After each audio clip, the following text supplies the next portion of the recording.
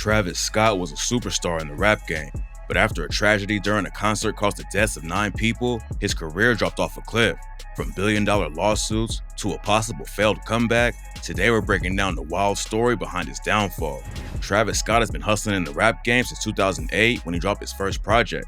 He followed it up by creating a group with his homie OG Chess and started producing their tapes. But by 2012, they had too much internal beef to keep it going and split up. Travis moved to New York and slept on a homie's floor while he tried to get his name popping in the industry. After a few months, he still wasn't seeing any progress though, so he moved to LA because another friend said they would give him a place to stay. The homie ended up letting him down though, and by then, Travis Scott's parents weren't supporting him anymore. He tried to go back home to Houston, but they kicked him out, so he moved back to LA and slept on someone else's couch again. Travis had already been trying to make it for 4 years and didn't have anything to show for it. A lot of people would have been ready to quit there, but out of nowhere, T.I. heard one of his tracks and invited him to a meeting. T.I. ended up signing Travis and everything changed overnight. Travis Scott dropped his first official project in 2013, and that same year, XXL featured him in their freshman class. He followed it up the next year with Days Before Rodeo and was already working with superstars like Young Thug and the Migos. By the time he dropped his debut album, Rodeo, Travis Scott was one of the hottest new artists in the game. He debuted at number 3 on the Billboard 200 chart and went platinum. Then he took it to another level with his second album and debuted at number 1. Travis had gone from sleeping on floors and couches to becoming a certified superstar in just a few years. His third album racked up over 500,000 sales in the first week, and the only dude who had a bigger first week that year was Drake. Every single track on the album hit the Billboard Hot 100, and Travis became the 4th person in history to debut multiple tracks on the top 10 at the same time. Going triple platinum was a huge win, but that was only the beginning. Travis Scott started getting all kinds of sponsor deals with fashion companies, and in 2020, he linked up with McDonald's for the first celebrity meal since Michael Jordan's McJordan Burger back in '92. He had deals with Nike, PlayStation, Fortnite, and more. Scott wasn't just one of the biggest rappers in the game, he was becoming a whole brand himself. It seemed like nothing could slow him down, but in November 2021, he was involved with a tragedy that shocked the world. Travis Scott started his Astroworld Festival back in 2018. The first 2 years were a huge success, and after taking a break in 2020 because of the pandemic, the festival was supposed to come back with a bang in 2021.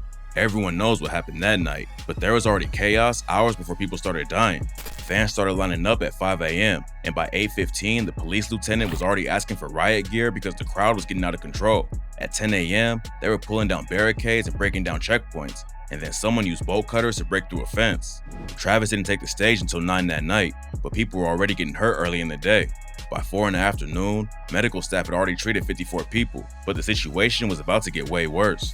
As soon as Travis Scott took the stage, everyone in the crowd started pushing towards the front. There was already a lot of chaos going on with people jumping over barricades trying to get in, but when his performance started, everything turned deadly. People were getting crushed, trampled, and screaming for help, but by that point, there was nothing the crowd could do. There were just too many people packed in together without being able to move, and that's when the tragedy really started. The crowd tried to get him to stop the performance, but Travis Scott just told security, "Help, jump in real quick, keep going," then kept performing. When it was all over, 10 people were dead and hundreds were injured. It was one of the most tragic concerts of all time, and people started pointing fingers at Travis Scott for being responsible. It was already a horrible situation, and Travis didn't make it any better for himself with the apology video he posted. He uploaded a black and white video on his IG story to say he was sorry about what happened, but the whole time he was rubbing his head and acting like he was tired. He got aired out like crazy on social media because of the video, and after that, he decided to dip out of the spotlight for a while. A month after it happened, Travis finally had his first interview with Charlemagne the God and talked about everything that went down. According to him, he had no idea anyone died until a few minutes before the Houston police held a press conference about it. He said, I stopped like a couple times to just make sure everybody was okay.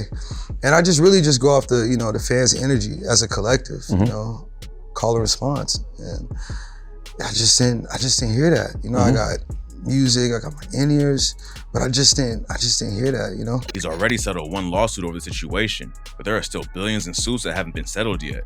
The Astroworld tragedy wasn't the only time people have been hurt at his shows though, and after it went down, everyone started taking a closer look at the past. Back in 2015, he was actually booked for disorderly conduct after he told the crowd to rush the stage. We want rape! We want rape! We want rape! We want rape! Then later that same year, a dude took his shoe while he was crowd surfing, so Travis stopped the show and told the crowd to fuck him up and spit on him. You tried to take my shoe? You want to be a thief? Fuck him up! Fuck him up! Fuck him up! He was booked on another disorderly conduct charge in 2017 after a show in Arkansas, and then a fan sued him a few months later after he fell off a balcony during another crowd surge. Plus, at the 2019 Astroworld Festival, 3 other people were trampled. There are a lot of things that went wrong during the 2021 Astroworld Festival before Travis Scott ever took the stage, but a lot of people still think he's responsible for what went down that night. Right after it happened, Nike suspended their sponsorship with him, Fortnite took out his emote, and a lot of people in the industry wanted to stay away from him because of the bad publicity. He went from a full-on icon to a villain overnight, and his fall from the top happened crazy fast. Before the concert, he was hyping up the release of his next album called Utopia, but after it happened, he took a step away from the game and went quiet. Scott went back to performing in late 2022, but it's been pretty clear that he doesn't have the same kind of superstar status like he did before the tragedy.